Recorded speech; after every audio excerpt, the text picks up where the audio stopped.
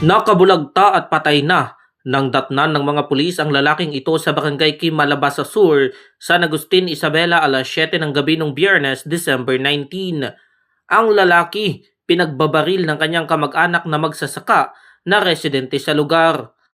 Naganap nga po itong insidente, yung ating biktima po ay pauwi na po, naglalakad po pauwi, papunta po sana sa bahay nila.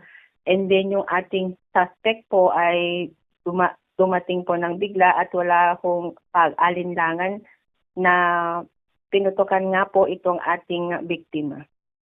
Nagtamo ng tama ng bala sa iba't ibang bahagi ng katawan ng biktima na agad nitong ikinasawi. Sumibat naman ang suspect pagkatapos ang pamamaril. Na-recover sa pinangyarihan ng krimen ang 16 na basyo ng bala mula sa caliber 9mm na baril.